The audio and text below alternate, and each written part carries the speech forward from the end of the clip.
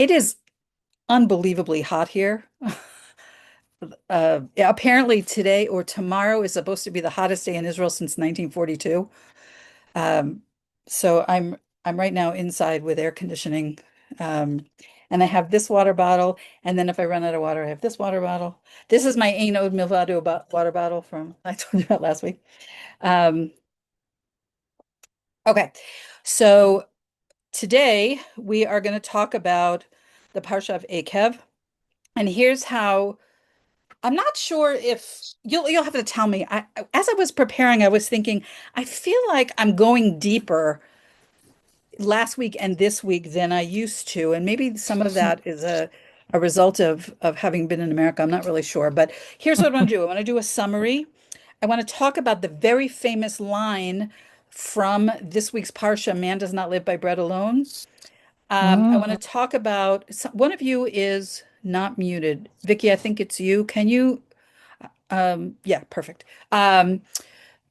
I want to talk about Birkat Hamazon, which is grace after meals, which is also mentioned in this parsha. I want to talk about the Shiva Taminim, the seven species of Israel, also mentioned in this parsha, and the first and the second Luchot. Okay, so that's sort of the direction that we're going in. But every one of these things, I want to go like into the spiritual realm. But let's start with the parsha itself. It's in the book of Devarim, the book of Deuteronomy. Starts with chapter 7, verse 12 and goes to chapter 11, verse 25. The name of the parsha, Eikev, which, by the way, this is my husband's bar mitzvah parsha. So, what that means is every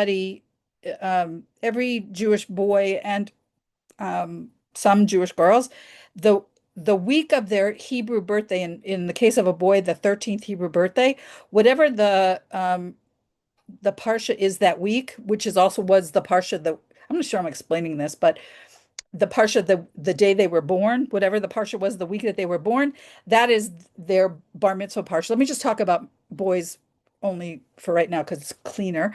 And that means that when they have a bar mitzvah ceremony, the most common way of celebrating is to read from a Torah scroll. You may be aware of the fact that a Torah scroll has no vowels. So you not only have to know how to read Hebrew, you have to know how to read Hebrew without vowels, and it also has a what we call a trup, which is singing notes. And so Akev is my husband's bar mitzvah parsha, and every year he tries to find a synagogue on Shabbat morning where they are reading Parshat Echa. I'm sorry, Akev. And did I say Echa? That's wrong. I'm stuck back in Tisha B'Av, Parshat Akev, and he will read because he learned how to do it when he was a child. In an Orthodox context, girls tend not to read from the Torah, although our oldest daughter actually did. It's a whole other story. Um, but I digress. Okay, the name of the parsha, Akev, means because it's found, as always, in the first verse, Deuteronomy, Devarim, chapter 7, verse 12. In the Parsha of Eikev, this is a continuation, as is the entire book of Devarim, the entire book of Deuteronomy. Moshe is continuing his closing address to the children of Israel, promising them that if they fulfill the commandments of the Torah, that they're going to prosper in the land that they're about to conquer and enter and settle, in keeping with the promises that God has made over and over again to starting with Abraham. At the same time, Moshe also rebukes them for their failings, um, their particularly the sin of the golden calf, the rebellion of Korach, which I think happened while I was away, and we didn't talk about that in great detail. The sin of the spies, and also the three other times when the people angered God. And Moshe says to them in this parsha, "You have been rebellious against God since the day I knew you." But he also speaks to them about God's forgiveness of their sins and about the second tablet, which we're going to talk about in a lot more detail. In the 40 years that they spent in the desert, um, Moshe says to the people, during this time, God sustained you with this daily manna from heaven, this mun, in order to teach them, quote, this is the verse that man does not live on bread alone, but by the utterance of God's mouth does man live. We're going to talk about that in a lot more detail. Moshe also describes the land they're about to enter. So they are just a short time away from entering the land of Israel. And he describes the land, a very famous quote, flowing with milk and honey. But he goes on to say that it is blessed with seven kinds. These are the Shiva Taminim, the seven species for which the land of Israel is especially um, connected to: wheat, barley, grapevines, figs, pomegranates, olive oil, and dates. And I just want to say that where I live in Efrat, the neighborhoods are all named after these seven species. So I live in the olive neighborhood, and I might have told you this before, but all the streets in my neighborhood are connected to the Hanukkah story because olive oil played a big role in the Hanukkah story. So the street that I live on is called Yehuda HaMaccabee, which is obviously part of the Hanukkah story. Okay. That's not unusual, by the way. There's lots of places in Israel that have place names that are based on these seven species. Okay, so God's describing the land not only as in its physical property, but also as the place that's the focus of God's attention in the whole world. And he commands them to destroy the idols when they get in there of the people who used to live there or live there currently, and to beware of becoming arrogant with their and inflamed with their own power, and begin to believe that, and this is another quote from this quote, "My power and the might of my hand have gotten me this wealth." This we have studied before, but I'll just refresh your memory. This is the expression "kochi ve'etzem yadi," and I'll talk about that also more. And then there's a portion in this parsha which we're not going to have time to talk about. That is the second chapter of Shema, which repeats fundamental mitzvot, fundamental commandments that are enumerated in the first chapter.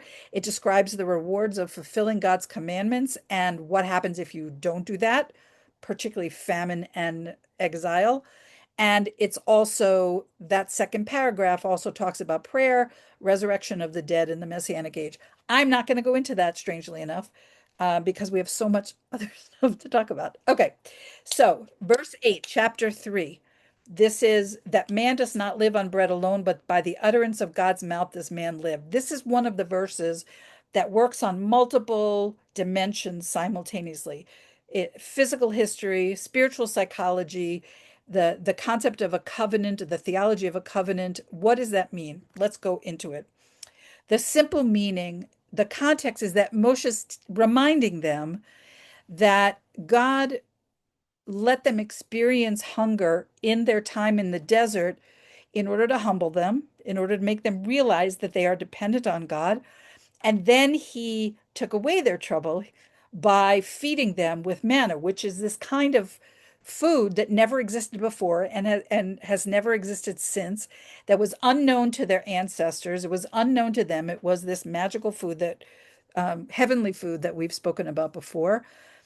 And the message that Moshe is transmitting is that if you understand bread as a placeholder or as an analogy for natural means, he's saying human life is not sustained by natural means, but by God's command and God's will. And the miracle of the manna is an example of that. So let's go a little bit deeper.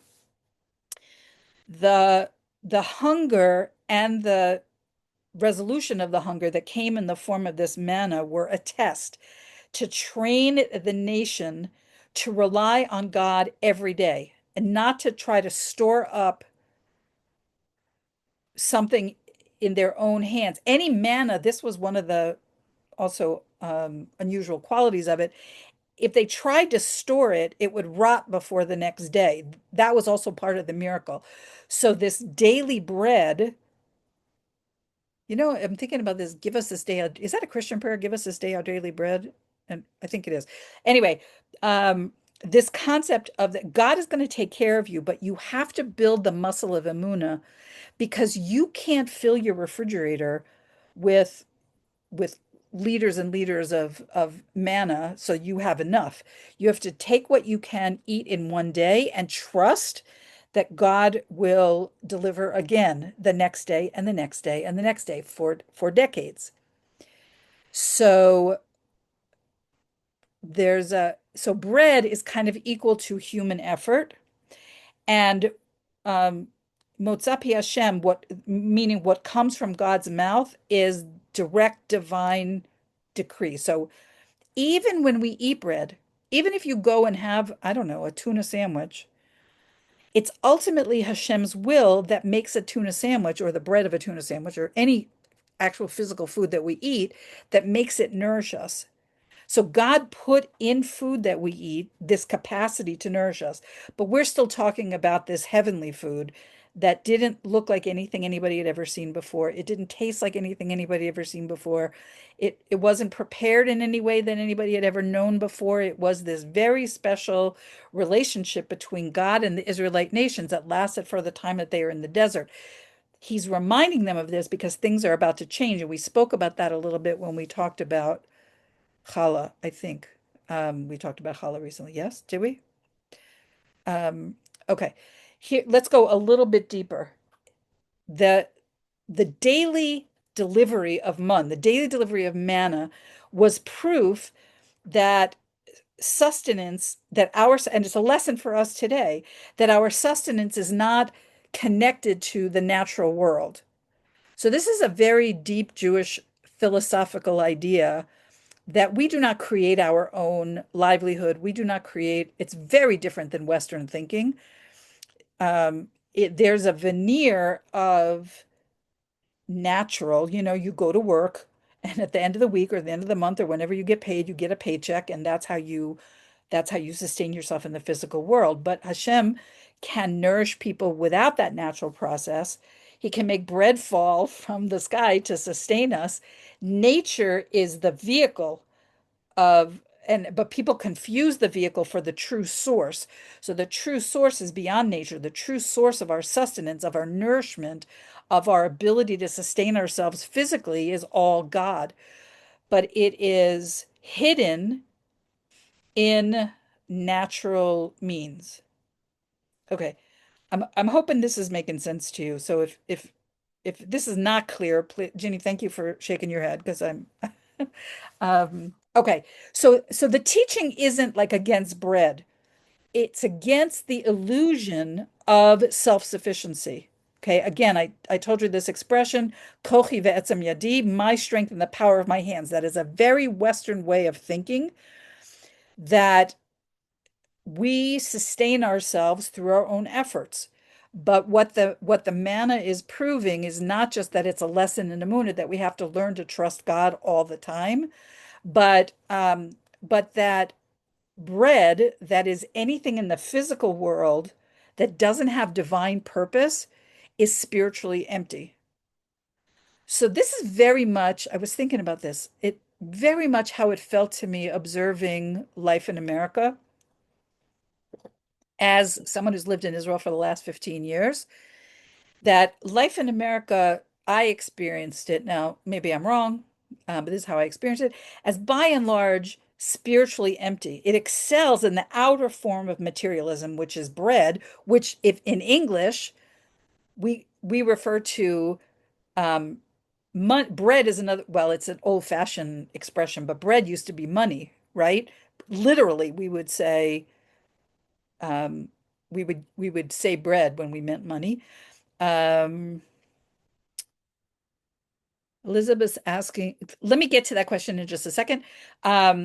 So America, and maybe by definition, the West, or anybody who lives in a more materialistic society, has the outer form of nourishment, but they are relying on their own strength and their own ability to protect themselves, and it lacks actual nutrition, which is the spiritual content of life.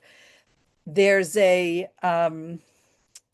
there's an interesting let me just open this chat so I can get Elizabeth's question because I think she's touching on what I'm about to say. Do you have preppers in Israel? Is prepping not trusting Hashem? Okay, that's a really good question because it also relates to the idea of insurance, buying insurance. right? So if you really believe that everything's in God's hands, why do you need to buy insurance? So we don't live in that. There are preppers in Israel, and there's like a um, you prep. Okay, there's a concept in Jewish thought called hishtadlut, which means human effort. So even though we believe that our income is decided on Rosh Hashanah and comes to us whatever God decreed for us on Rosh Hashanah, we can't just sit home and expect that money will fly through our window when it's open. Okay. We have to um, exert ourselves in a normal way. That means you have to get a job and you have to go to work because we live in a physical world. What I'm hinting at is that the world, the true reality is really much deeper. But we have to balance, because we live in a pre-messianic age, we have to balance living in a physical world with spiritual awareness. Okay. So there's prepping, like, for example, I'm looking over at my shelves. I put most of the food, we put food and water and toilet supplies in our safe room during the worst of the bombardments, okay, in case we have to stay here for a period of time.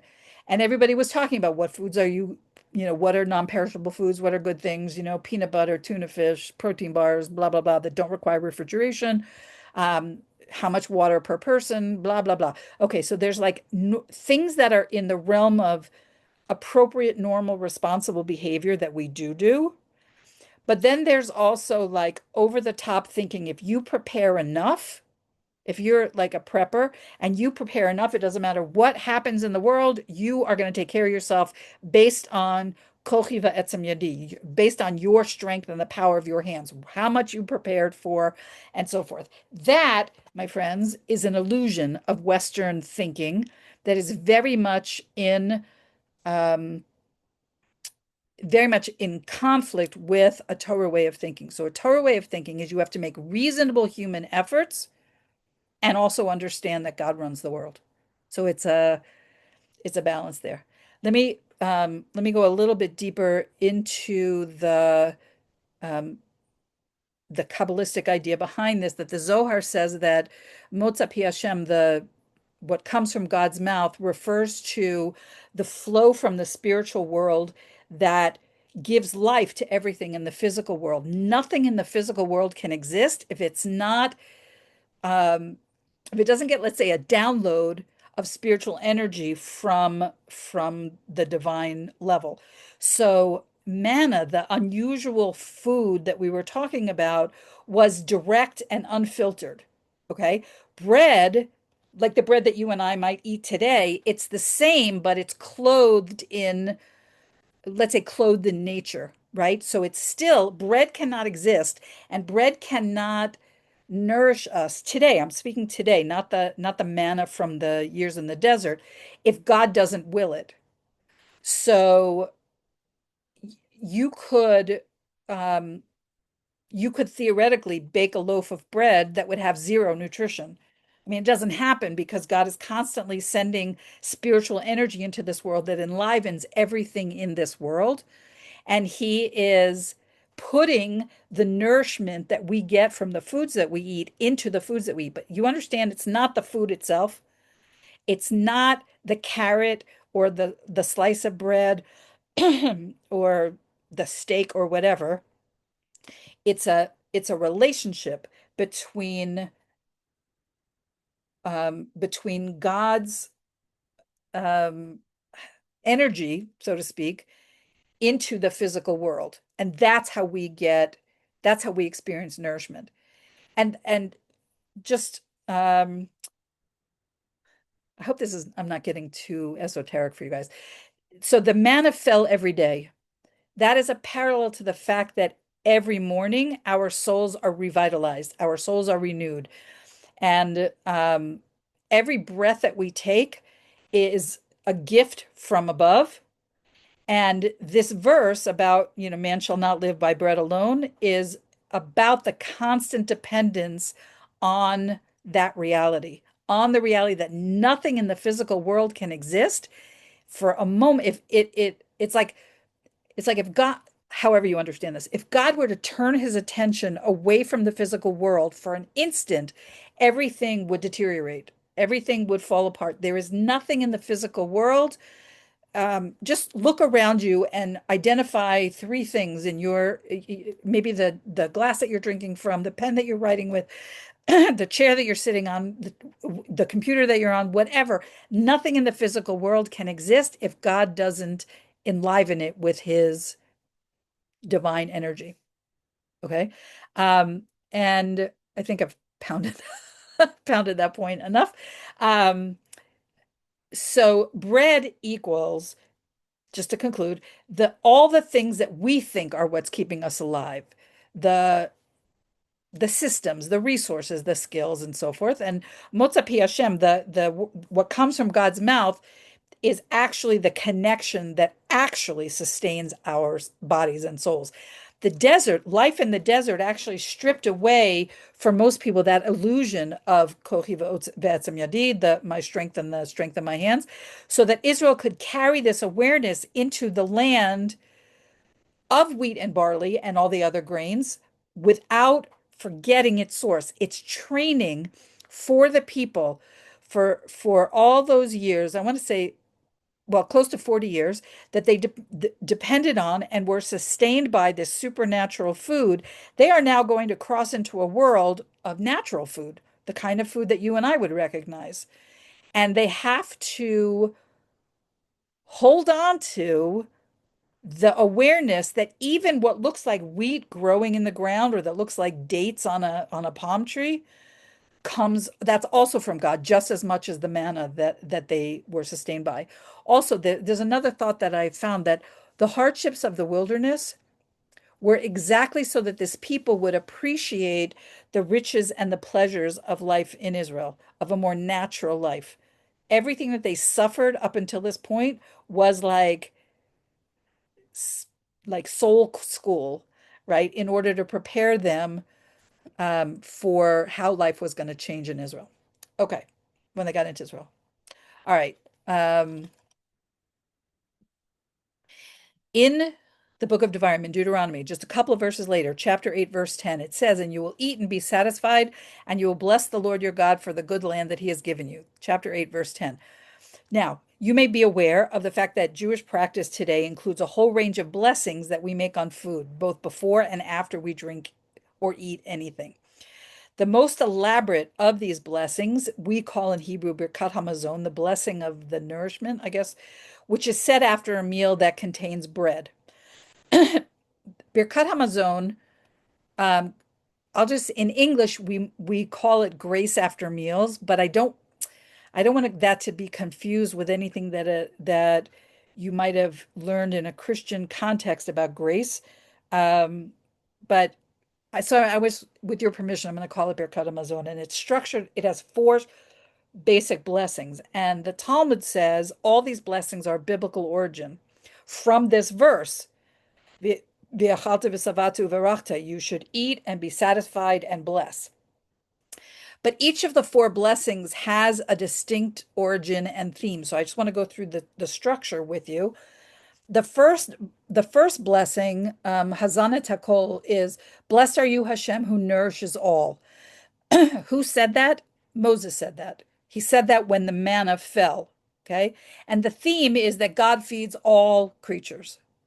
And the lesson is that gratitude begins with recognizing the creator as the ultimate sustainer. I often refer to God. You've heard me say this 10,000 times, the creator and sustainer of the universe.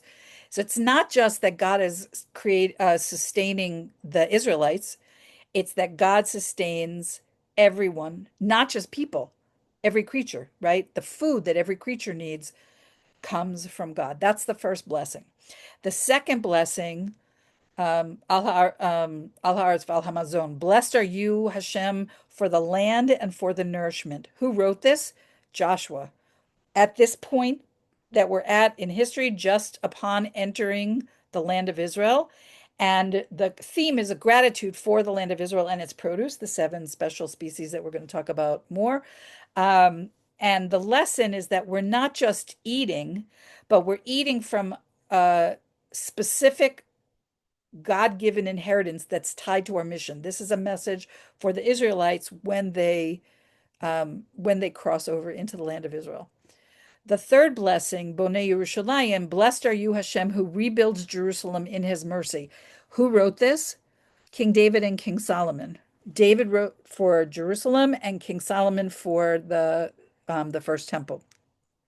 So there is in this blessing a yearning for um, not just national wholeness, that the Israelite nation should be connected to the land of Israel, but also that God's presence should be manifest in this land. So even if our bellies are satisfied, we remember what's missing. The physical blessing is only part of the story. You could have the fanciest house, the most recent car, the most money in the bank, blah, blah, blah. But without any spiritual content, you don't really have the blessing. So this blessing written by King David and King Solomon are for this concept of everything in the physical world should be accompanied by the presence of the divine. And the fourth blessing, this requires a little history lesson. Hatova Hamitiv, blessed are you, Hashem, who is good and who does good for all. This was written by our sages in around 132 to 135 CE. So it was like around 1900 years ago. Here's the story. The Romans were cracking down on Judea. Judea is the part of Israel where I live. And they came to a community called Beitar. Now, Beitar today, it's southwest of Jerusalem, and it's less than 10, it's a 10 or 15-minute drive from where I live in Efrat. That was the stronghold of Bar Kokhba, who was the false messianic leader. And when it fell at the hands of the Romans massacred all the inhabitants of Beitar. And the sages, the history says that they all of the dead Jews from Beitar lay unburied for a very long time because the Romans said, you can't bury them. And the Talmud records this miracle of this time that the bodies didn't decompose. There was no stench, there was no decay. And finally, when eventually permission was granted to bury them, our sages said the body, because of the supernatural way that these bodies were preserved, we want to make a blessing. So Hatov means the good. The good is that the bodies didn't rot, and Vehametiv, who does good in allowing for their eventual burial. But the sages of Israel saw in this a deeper level of God's kindness, that even in a catastrophic situation, that the dignity of the dead was preserved, and also the living were given a moment of comfort in the ability to bury their dead. So the dignity of the dead was that their bodies didn't rot and decay in the open air. Um, and it became, and the dignity for those that were alive was or the mercy that was given to those that were alive was being able to get closure, being able to bury their dead. And this reminds me very much of the situation that the Jewish people are in right now. We know that there are bodies of hostages that are, who knows what kind of condition they're in, that are in Gaza that we have been unable to retrieve and to provide um, a, a Jewish burial for. And so it makes this blessing a little bit extra poignant right now. But the theme here is that recognizing that even after the destruction of Jerusalem, even when the nation is in exile, that God still is sprinkling his divine kindness to us. I was thinking about the discussion that we were having in our WhatsApp group about, I think one of you asked about the video that originally shared about all the miracles. Like, yes, it's true. We are in day 676 of this war, and we have a lot of people suffering in our nation. But there is also at the same time, and it takes a very mature, spiritual brain to hold both things at the same time. Um, and that to remember that it's like God is punishing with one hand and blessing us with the other hand. Also that Hashem's goodness shows up even in eras of pain. It makes me think of periodically I go through a Holocaust literature phase, and maybe some of you have had this experience. There's a lot of books about the Holocaust, and I've read many of them, and I tend to read them like binge read them sort of. And some of them, of course, talk about the horrors of how their lives changed when they were living in Europe as Nazis were gaining power, and how they eventually ended up in camps and how they survived the camps. But also some of them are woven in with miracle stories, like how they were seconds away, moments away from being murdered, and somehow they the guard sneezed and the bullet went somewhere and whatever. So we live in a world where God blesses and punishes um, in the same points in history. So here's what we have in Birkat Hamazon. We have this movement from Moshe, who's the first leader of this people, to Joshua, Yehoshua, who is the second leader of this people, to King David and King Solomon, to the rabbinic sages. It's a historical movement, walking from the blessing the manna that fell in the desert, all the way through coming into the land, the building of Jerusalem, and even miracles that God does after we are exiled. So I don't know that everybody who says Birkat Hamazon every time they have a tuna sandwich is thinking about this, but the rabbis who created this prayer set it up in such a way that we go through Jewish history, and we go through um, from basic physical needs being met by the manna to being grateful to God in all times. Okay. I'm looking at the time. Am I ever, let me just take a pause here and just, can anybody wants to say something? Are you with me? Am I going too fast? Is this stuff too deep? Is it hitting you nicely? Give me some feedback here. Somebody just up and It's wonderful. It's wonderful. And it really connects a lot of dots in, and I'm sure in all of our lives of how God's goodness is intertwined in even in the horrible bad things. And so it's all beautiful for so okay, thank you. Anybody want to say anything other than what Vicky said, or Yeah, I love what you said about the land being pregnant with God's presence, because that's what I feel when I go to Israel, especially Jerusalem.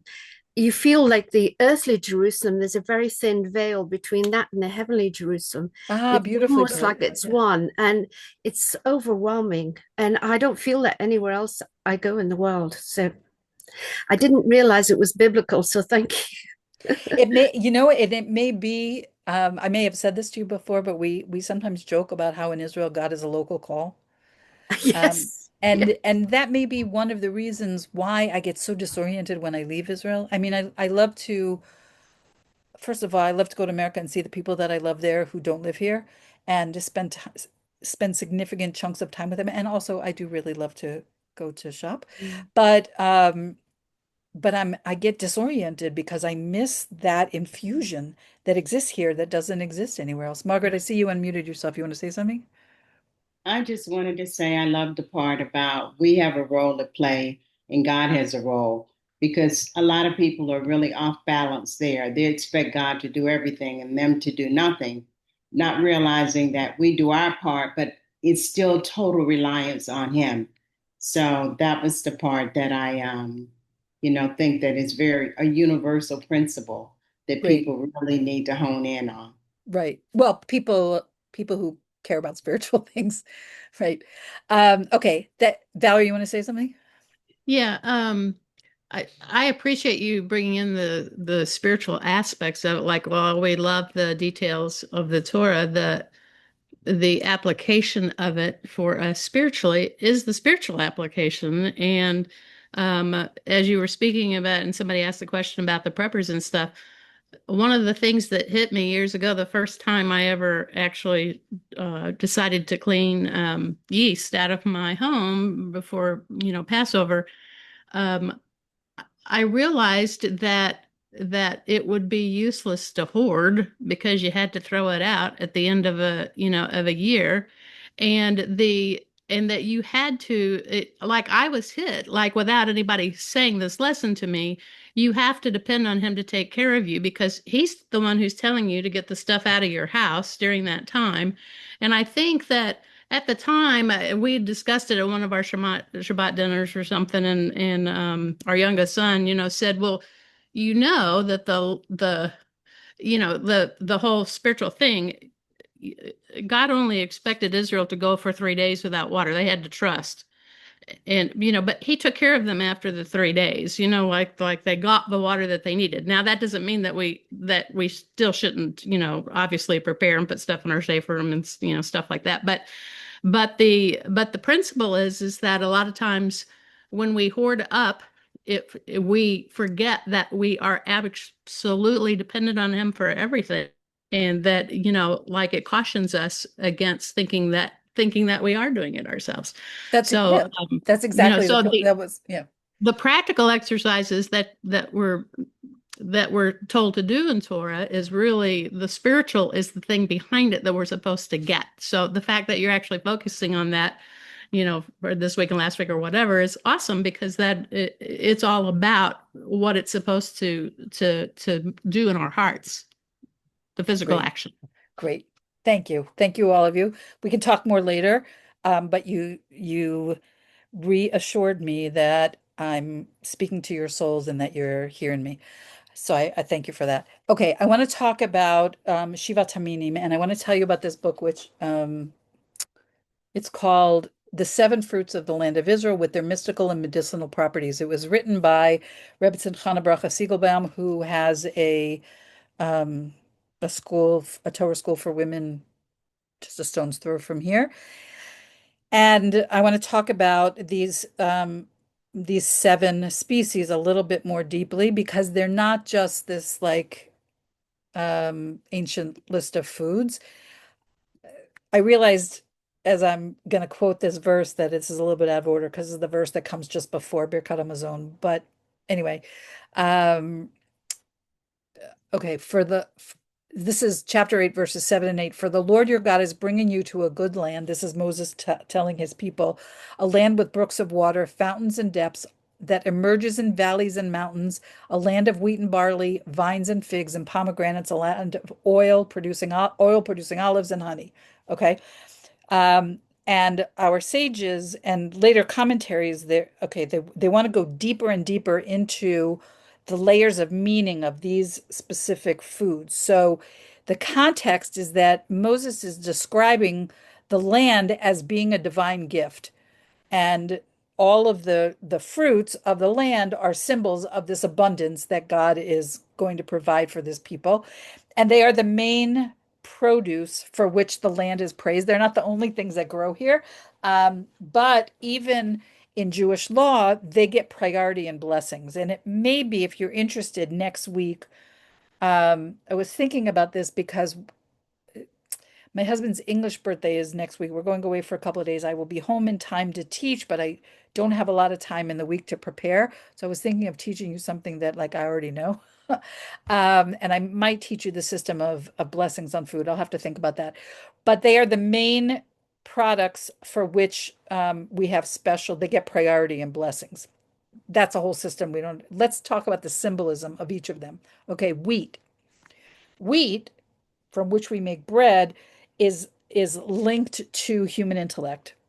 So in the Talmud, it says a child only learns to speak after tasting grain. And I don't take that too literally. Um, if you're a wheat belly kind of a advocate or whatever, but the true staple of wheat, of bread, is considered by our rabbis one of the things that make it possible for us to think. Okay, what is barley? Barley is often animal food, okay, and it symbolizes the physical drives of the body and our need to elevate them. Grapes have, when made into wine, have a potential for joy, but also a potential for intoxication. So grapes are an avenue for emotional expression that either has a holy side or a destructive negative side. Figs represent Torah study. In the Talmud, it says that just like figs ripen gradually, when you learn Torah a little at a time, like the way that we study a little each week, it gradually ripens your soul. It refines your character. The more time that you are invested in Torah study, continual learning helps you to ripen spiritually. Pomegranates represent the fullness of somebody who follows God's commandments. So there's a saying in the Talmud, even the empty ones are full of mitzvot like a pomegranate. That happens to be a reference to Jews, but the idea, you may have heard this idea, I don't know if you have, that it isn't true actually, but it's a cute little thing that pomegranates have 613 little seeds. Have you heard this idea? So I don't know. A lot of families have actually tried, tested that out and opened up a pomegranate and tried to count it. It's not really true, but it's a cute little thing that we say.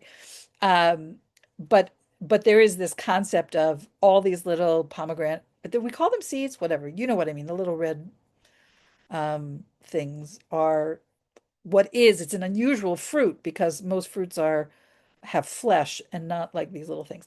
Olives represent wisdom that's extracted through pressure, like the way that we get olive oil even today is you have to squash things, you have to push them, you have to it's also actually the way that we deal with our challah dough, right? Where you have to exert some something, some physical pressure or some emotional pressure or spiritual pressure, whatever, to extract wisdom. Just like that's how we extract olive oil.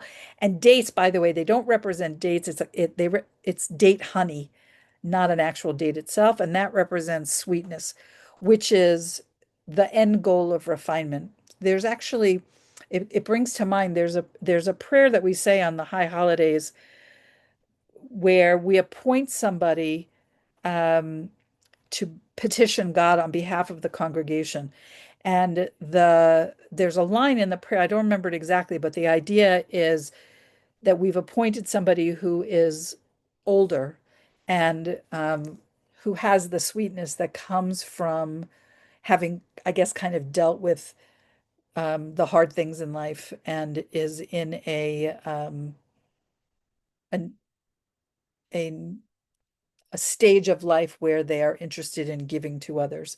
That's the sweetness that goes along with date honey. There is a teaching that the seven fruits parallel the seven lower sphirot, which we have not talked about very much, but there's the sphirot are channels by which when God wants to bring energy into this world, he doesn't just send like direct voltage because that's too much for us because God is so much greater than humanity that we don't have the vessels to contain that. So what God does is he puts it through this system that it's like a transformer, spiritual transformer that gradually I want to say weakens, but I'm not sure if that's like the best way of saying it, but it alters godly energy success in seven, actually in 10 successive levels so that we can access it. So electricity is a good example. Like if you were to go to a power plant and you could not like plug in your toaster oven to a power plant, it would just blow up, right? It's way too strong.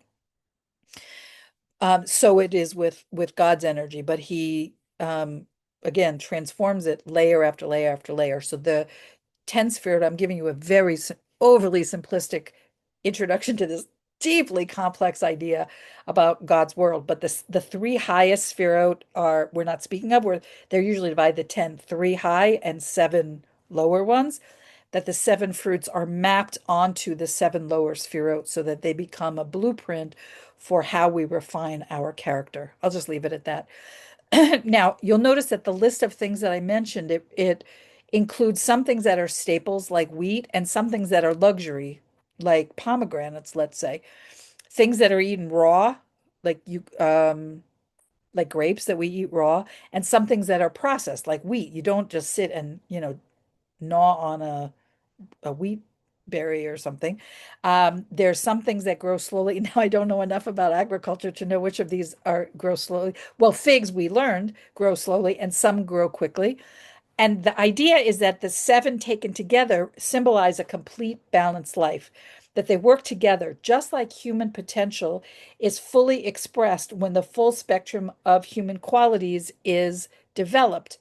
So you might know a person who is an exceptional X. They are an exceptional athlete, let's say. They are an exceptional musician. They are an exceptional intellectual. Often, what happens in people like that is that they are um, to the exclusion of more balanced development. So the seven species tell us that ideally, um, you guys are saying interesting stuff in the comments that I can't always see. That the ideal person is balanced in all of these dimensions. Let me just go back. People live on a very limited income, having to learn that reliance every day. That was Andrea's comment about relying on God. And Kathy says Moshe Kempinski describes the pomegranate as differing from other fruits in that others have a lot of flesh surrounding the seeds. So that part that brings new fruit is hard to get to or protected, but the pomegranate is full of seeds. So it's not keeping its heart hard to get, so to speak, but readily shares life and shares it without reservation, without reserve. That's beautiful. For those of you that don't know, Moshe Kempinski is another one of those Jews that is very worthwhile meeting in the old city in Jerusalem. I have this other piece that I really want to get to because it's so fascinating to me. This is the last thing that I prepared. The differences between the first set of luchot, the tablets of law, and the second set. And this is also that Moses mentions this also in his recapitulation in this parsha. So let me see how far I can get with this. Let's talk about the differences among them, because one of them has a tremendous implication for the times that we're living in. I want to leave you with that. So who made them? The first set were carved and written entirely by God. Okay. And if you're looking for proof for that, you'll find it in Shemot, the book of Exodus, chapter 31, verse 18. Luchot even ketuvim be'etzba Elokim, the tablets of stone written with the finger of God. The second set was more of a joint project. Moshe was told to carve the stones himself, and this is in Exodus chapter 34, verse 1, but the writing was still divine. So in the first set, Moshe had nothing to do with it. He was given a finished product. The second set did have some human interaction, human effort. What were the circumstances? The first set of Luchot, of the tablets of law, were given in this dramatic moment of national revelation at Mount Sinai, with thunder and with the shofar and with people trembling and so forth. And the second set was given after the incident with the golden calf, in a quieter, more intimate moment that reflected the fact that God had accepted the repentance of the people. So the symbolism is that the first set is the symbol of the ideal relationship between God and people, pure, unbroken, the people didn't have to do anything to get it. The second set symbolized God's willingness to renew the covenant even after the people sinned. So there's this sort of lofty relationship. It's a little bit like, I hope this analogy works. It's a little bit like the first blush of love versus a marriage of long standing, something like that. There's a purity and an unbrokenness when people are just beginning to fall in love. And then later on, through the course of a long marriage, you do end up hurting each other and you forgive each other and you separate. I don't mean like get divorced, but like, you further apart, you're closer together, something like that. And I feel like that was a little heretical for me to even compare these things. But I think it's a close analogy.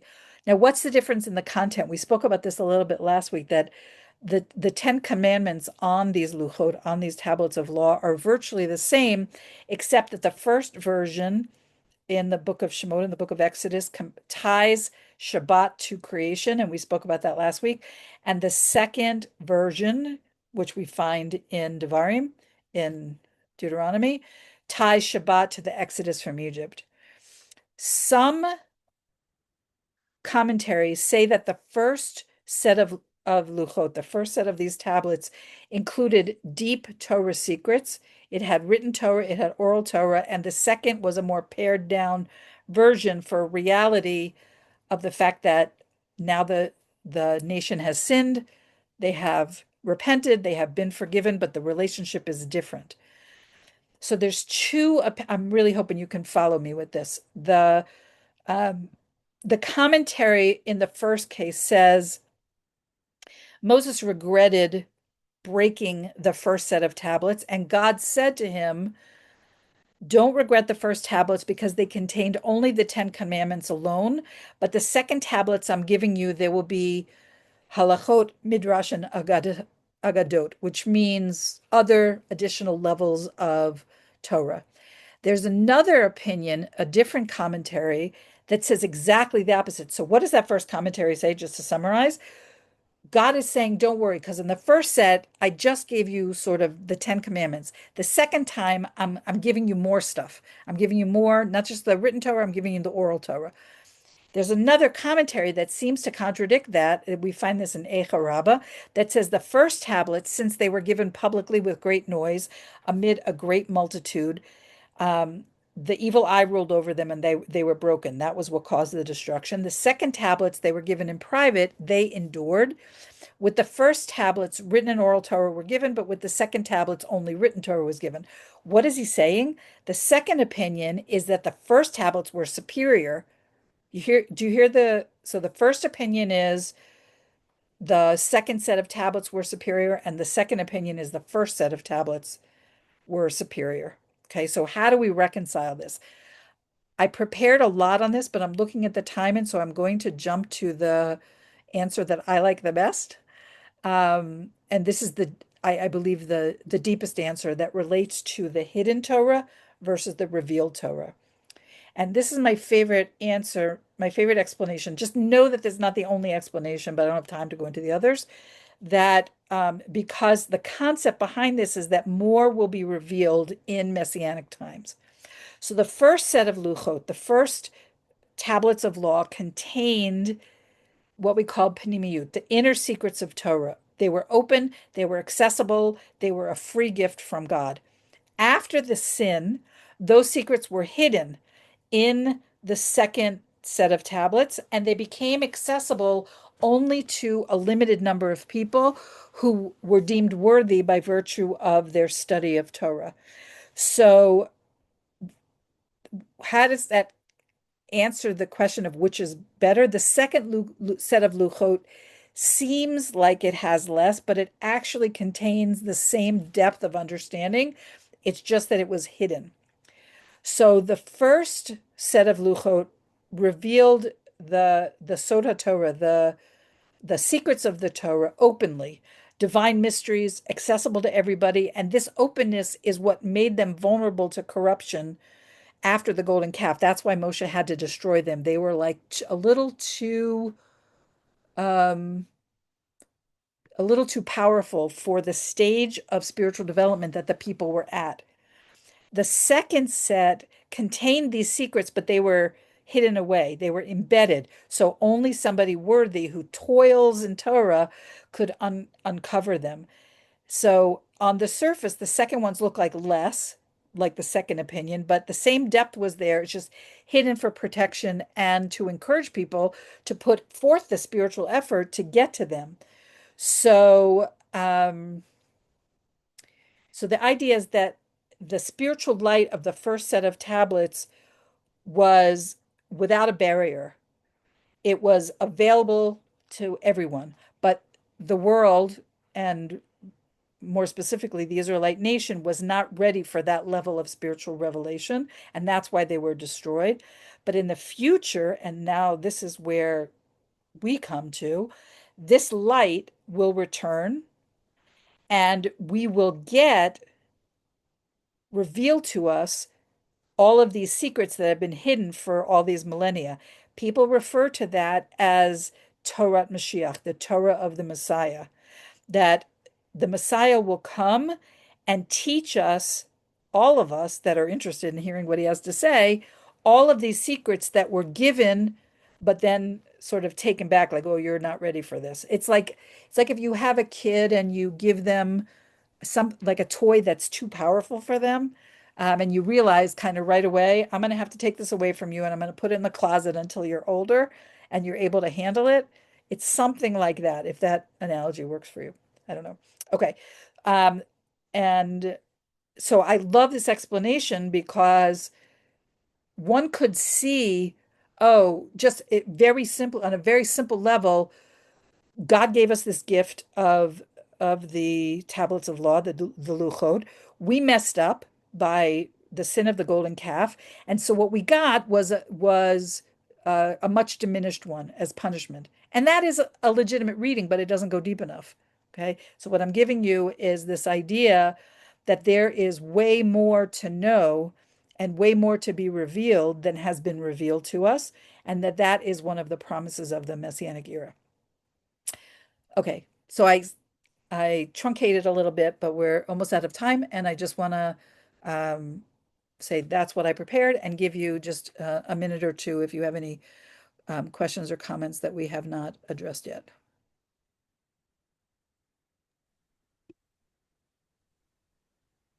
Valerie. Um, could you comment, because the statements that you just made are the accusations that other religions make against Judaism. The Jews, didn't appreciate it or couldn't accept it, so therefore everything about Messiah being, somebody else, that they just couldn't see it. So it was hidden from them because their hearts were so hard. So making the other religion true, and and Judaism, basically being turned into a false religion. So could you comment about that? Doesn't say that you can't, that the Ten Commandments and the Tanakh doesn't give you the way to God and how to be in a right relationship with him, if you get my drift. Okay, so let me sensitively tackle this question and say I have seen in other faith systems, this is true in with Islam also, that sometimes there's a kernel of something that exists in Torah that is distorted to make the case why this other religion is true and Torah is not true. So this I would say is an example of that because in the book of Isaiah, and thank you for not asking me exactly where, but I can look it up and tell you later, we have, and that's revealed. That's part of the Torah that we do have. We're not waiting for Mashiach to say, what are the qualities that the Messiah is going to have? That is spelled out like very, very plainly. And so I find that when another faith system takes a teaching from Torah and distorts it in order to support its position, that if you go deep enough into the original understanding, you will see where the distortion is introduced. Thank you. Okay? Okay. Anybody else? This idea, by the way, that the Jews don't know our own Messiah, I mean, I, I don't, I hope that none of you are holding on to this still. It strikes me as truly bizarre, especially coming from a person who is interested in learning Torah from Jews. Like, how could the Jews be right about everything if you are an anti-Semite and you hate Jews and everything that goes along with Torah and all that stuff? That's a legitimate point of view. But if you are already in some relationship with Israel, in some relationship with the Jewish people, in some relationship with Torah, and you still think that the Jews don't understand um, who our Messiah is, that confuses me. That I don't understand. But that's a whole other conversation, which we do not have time for. And I love all you guys, and I don't want to lose any of you as friends, so I'll just leave. I'll just leave it there. Anybody else? A last comment before we finish up for the night or the afternoon, whatever it is by you. I wanted to ask a question, actually, if it was possible. So, this explains a lot to me, this exact thing that you were teaching about the first tablets and the second tablets, to this understanding that I've been receiving probably in the last 3 months, that you have actually helped me so much. And, with the books that I've read and the Moon's Lost Light, that there is this understanding that is actually in the beginning would scare me, because of course I grew up in Christianity and hearing, then of course the Hebrew roots, hearing, oh, Kabbalah is so bad, Kabbalah is so bad, Kabbalah is so bad. And so I'm understanding how now it's being open to other people, that Kabbalah has always been something that has been very precious, that can be used, again, understanding the Jewish mindset, is it could be used for good and bad. Is am I reading that right? Because Yeah, I it's like anything with power. Think of a power tool, okay? yeah, You would not give a power tool to a 2-year-old if at yes. all, okay? So if this is what I think is the lesson of the second set of luchot, the second set of tablets, is that it was too powerful for the level that the people were on at the time. But that doesn't mean that it will always be too powerful, but it means that it's subject to distortion. It's subject to misapplication. So I don't know who I was talking to recently who was telling me about this leader, this non-Jewish leader, talking about all of these things that he plucks out of context from Jewish tradition and says, "See, the Jews this and blah blah blah," okay, that, and I think that the analogy that I use is that like that would be like a third grader like quoting from some advanced physics text or something like that. Mm. So God protected humanity. I said, this tool of Kabbalah is too powerful for the vessel to hold right now. There will come a time when it will be less, um, that where the people will mature and the nation will mature where they're able to hold it. But right now it's too much. So I have to hide it. Okay. And only a select few over the millennia have studied it. But we are now living in a time of greater revelation, and anything that I understand that I'm able to give over to you, you should know is like a tiny drop of the power of this mystical tradition. So I so appreciate that, having grown up hearing that you're willing to listen to me say that word and give over those teachings, because that's not a simple thing. You have to get over all of the decades of hearing that it's evil or it's demonic or whatever else is associated with that, to try to hear what I'm trying to give over, which is the purity of it and the godliness of it that has been maligned in other circles for thousands of years. Okay. Okay. Thank you, my friends. I appreciate all of you. I will send you the link. Wait, Pearl's asking me one last question. More from the, she's asking, will I share more from the Kabbalah in the future? So as I'm growing myself as a teacher with you guys, I see that when I'm learning something and I say to myself, are they ready for this? Like, I don't mean, like, are you smart enough? I mean, like, are you spiritually ready? Will you receive it in the way that I mean to say it? So I was a little concerned that this week and last week were a little deep, but you guys reassured me that you're with me. And so as it's relevant, I am happy to, because that's where I think the juice is. Like Mhm. I'm not a person who's going to come and teach you like Jewish law. You should do this, you shouldn't do that. There are other people who that's their expertise. I want to get to, what are the Torah lessons that help make us better people, that help us connect to God more, that help us, be grow spiritually. So a lot of that stuff comes from the mystical tradition, and that's what energizes me in my own Torah study. And if you're up for it, I am happy to share it Oh, when it's yes. relevant. I Okay. think Yes. you succeeded. Rick, can I just ask one question? Yes, I sure. thought the Kabbalah was the Gematria. Have I got that wrong? Yes.